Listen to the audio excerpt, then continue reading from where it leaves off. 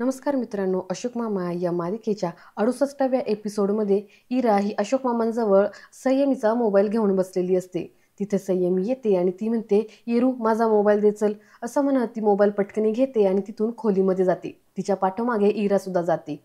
संयमी ही भैरवीला फोन लावत असते. इरा म्हणते, "काय झालं?" संयमी म्हणते की माऊचा सगळा प्लॅन त्यांना कळालेला आहे. ईशान म्हणतो, "ओ नो, म्हणजे आता परत आजोबांचं आणि माऊचं पुन्हा एकदा भांडण होणार." संयमी म्हणते, "ही माऊ पण ना, किती वेळचा फोन एंगेज लागतोय, कोणासोबत एवढा बोलतेय कुणास ठाऊक." इकडे भैरवी ही मोबाईल पाहत चिडत आलेली असते आणि मोठ्यानेच म्हणते, "डिस्कस्टिंग." चंदनराव म्हणतात, "आता काय झालं?" भैरवी म्हणते की बाबा, इरा ईशान रस्त्यावरती पुस्तकं विकतायत. चंदनराव म्हणतात, "अगं काहीतरीच काय सांगतेस?" तर भैरवी ही त्यांना मोबाईल दाखवत म्हणते की हे बघा, सोसायटीतील बायकांनी मला फोटो पाठवलाय, त्यांच्यासोबतच बोलत होते. आता इरा ईशांना सुद्धा कळतंय की आता परिस्थिती बिकट आहे, पैसे नाही आहेत त्यांच्याकडे, म्हणून आता ते पुस्तकं विकायला लागलेत. तुम्हाला माहितीये का, सामा सुद्धा जॉब करत होती आणि तुम्ही म्हणतायत की ते माजगावकर उत्तम सांभाळतायत मुलांना. आता इरा आणि ईशान सुद्धा पुस्तकं विकून पैसे कमवायला लागलेत. याला काय अर्थ आहे बाबा? तेवढ्यात संयमीचा भैरवीला फोन येतो. भैरवी फोन उचलतच म्हणते, "अगं समा, काय हे मी काय पाहते, इरा ईशान पुस्तकं विकतायत." तर संयमी तिकडून सांगते की आजोबांना तुझा सगळा त्या दिवशीचा प्लॅन कळालाय, तू आम्हाला गपचूप घेऊन जाणार होती ते त्यांना सगळं कळालंय. तर इकडे संयमी म्हणत असते की काय बॅड लक आहे आपलं, आपण किती गोष्टी त्यांच्यापासून लपून ठेवायचं ठरवलं ना तरी त्यांना ती गोष्ट कळतेच. इरा म्हणते, "म्हणूनच मी खोटं बोलत नाही." आणि मम्मा पण म्हणायची खोटं कधीच बोलायचं नाही, कारण की सत्य हे कधीच लपून राहत नाही. आणि बरं झालं माऊचं आजोबांना सगळं कळालं. ईशान म्हणतो, "काय बरं झालं, आता परत माऊ येईल आणि आजोबांसोबत भांडण करेल, दोघांची पुन्हा भांडणं होतील." इरा म्हणते, "ईशान, मला फार भीती वाटतेय." ईशान म्हणतो, "काय रॉंग टाईमला ह्या दोघांना भांडायचं होतं यार." तर इरा म्हणते, "का?" ईशान म्हणतो, "का काय म्हणतेस इरा, आता आपला बड्डे येतोय ना, आणि आता हे दोघं जण असेच भांडत राहिले ना तर आपल्या बड्डेमध्ये एकतर माऊ असेल नाहीतर आजोबा असतील." संयमी म्हणते, "मग तर माऊस असली पाहिजे ना आपल्यासोबत." इरा म्हणते, "का?" संयमी म्हणते की सिंपल आहे, जर तुम्हाला त्यांच्या मनासारखा बड्डे करायचा असेल ना तर मग आजोबा असायला हवीत, आणि जर तुमच्या मनासारखा बड्डे हवा असेल ना तुम्हाला तर मग आपल्यासोबत माऊच हवी.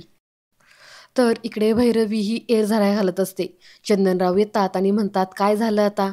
भैरवी म्हणते की बाबा, तुम्हीच म्हणत होता ना, शक्तीपेक्षा युक्ती श्रेष्ठ आहे. आता मी ना युक्तीचा वापर करणार आहे. आता माझगावकरांसोबत भांडून मला कंटाळा आलाय. आता मी युक्तीने गेम खेळणार आहे.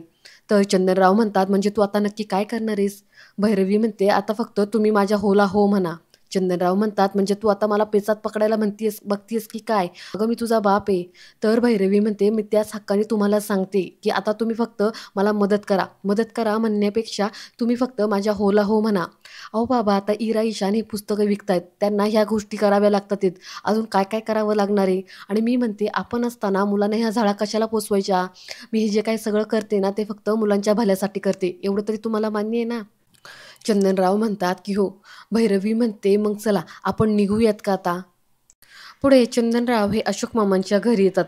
त्यांना पाहून अशोक मामा त्यांचं हसून स्वागत करतात आणि म्हणतात, "अरे चंदनराव, तुम्ही या या, असं अचानक येण्याचं कारण काय झालं?" तेवढ्यात तिथे भैरवी येते. भैरवीला पाहताच अशोक मामा म्हणतात, "कळालं, कारण कळालं. ये ना भैरवी बाळा, आत ये बाळा." असं म्हणून अशोक मामा त्यांना आत बोलवतात. भैरवी मात्र अशोक मामाकडे आश्चर्यानेच पाहते की ते एवढ्या प्रेमाने का बोलतायत. आत येताच भैरवी म्हणते की "ऐका मिस्टर अशोक माझगावकर." अशोक मामा हे भैरवीकडे दुर्लक्ष करतात आणि म्हणतात की "चंदनराव, तुमच्या मुलीला तिच्या चुकीची जाणीव आहे ना ते पाहून बरं वाटलं. ती लगेच घाबरत घाबरत तुमचं बोट पकडून घेऊन इकडे आली. पोरं नसतात का शाळेतली, शिक्षकांचा ओरडा बसू नये म्हणून ते लगेच बापाचं बोट धरून कशी शाळेमध्ये घेऊन येतात, अगदी तशी ती आली." तर चंदनराव हे हात जोडतच म्हणतात की "अशोकराव, मला माहिती आहे की तुम्हाला माझ्या मुलीचा राग येतो." अशोक मामा म्हणतो, "राग येतो? हा, राग येत होता, आता मला तिचा राग येत नाही. अहो दरवेळेस ही काहीतरी खोड्या करती आणि मग मी त्याच्यावरती चिडतो." म्हटलं, "कुठं रोज रोज उठून तिच्यावरती चिडत बसायचं, लहान आहे ना ती." पण ना मला माफ करा चंदनराव, आता इथून पुढं मी दुसऱ्यांच्या मुलांना शिस्त शिकवणार नाही. इथं आपल्याच पोरांना शिस्त शिकवता शिकवता आपली शक्ती कमी पडते. तर भैरवी म्हणते की "हो ना, मग देऊन टाका मुलं माझ्याकडे. मी तुम्हाला आधी सांगितले, तुम्ही त्या मुलांना सांभाळू शकत नाही." तर अशोक मामा म्हणतात की "कसं काय देणार तुझ्याकडे मुलं? तू लहान आहेस ना. आता लहान मुलांनाच कसं काय लहान मुलं सांभाळायला द्यायची?" तर भैरवी म्हणते, "मी एकटी नाहीये. माझ्यासोबत माझे आई-वडील सुद्धा आहेत. आहेत ना बाबा तुम्ही?" तर अशोक मामा हे चंदनरावकडे पाहतात आणि भैरवीची ॲक्टिंग करत म्हणतात, "आहात ना बाबा तुम्ही?" पुढे अशोक मामा म्हणतात, "कसं आहे ना चंदनराव, तुम्ही आत्तापर्यंत मुलीसाठी सगळं आयुष्य वेचलत. मग आता तिच्यासाठी थोडं खोटं बोलावं लागलं तर बोलावं, त्यात काय हरकत आहे?" तर चंदनराव हे आश्चर्याने अशोक मामाकडे पाहतात आणि म्हणतात, "म्हणजे तुम्हाला सगळं माहिती आहे तर?" अशोक मामा म्हणतात, की "कसं आहे ना, लहानांना वाटतं की मोठ्यांना काहीच माहीत नसतं, त्यांना काहीच कळत नाही. पण तसं नसतं हो. मला खरं तर तुमचं वाईट वाटतं. लहानांचं ओझं असं बापाला डोक्यावरती घ्यावं लागतं. खूप अवघड असतं हो हे." असं म्हटल्यावरती चंदनरावच्या डोळ्यातच पाणी येतं. अशोक मामा म्हणतात, की "हे काय चंदनराव, तुमच्या डोळ्यामध्ये पाणी? अहो तुम्ही कशाला रडताय? या, या, बसा तुम्ही." असं म्हणत ते दोघंजणं बसतात. चंदनराव म्हणतात, की "या सगळ्यामध्ये ना मुलांची ओढाताण होते. ते पाहत नाही हो." अशोक मामा म्हणतात, की "मी असेपर्यंत त्यांची कधी ओढाताण होणार नाही आणि मी होऊन पण देणार नाही." तर भैरवी पुढे येते आणि ती म्हणते, की "इरा ईशान बाहेर पुस्तकं विकत होते.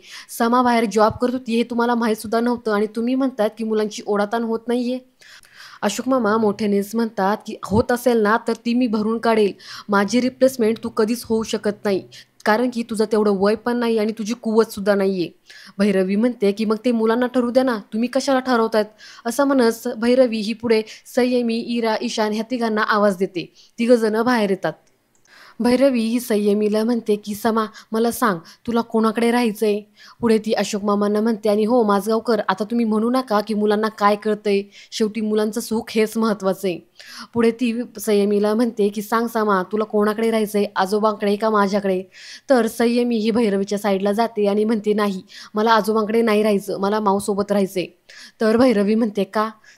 संयमी म्हणते, "अगं माऊ, आपण बेस्टीच आहोत आणि मी तुझ्यासोबत सर्वात जास्त कम्फर्टेबल आहे. मी तुझ्यासोबत सगळं काही शेअर करू शकते. आपण एकत्र आधीसुद्धा राहिलेलो आहोत आणि तू माझ्यासाठी खूप काही सॅक्रिफाईस केले. तू लंडनचा जॉब सोडून इकडे जॉब करायला आली, ते पण आमच्यासाठी. त्याच्यामुळेच मला तुझ्यासोबत इकडे राहायचंय."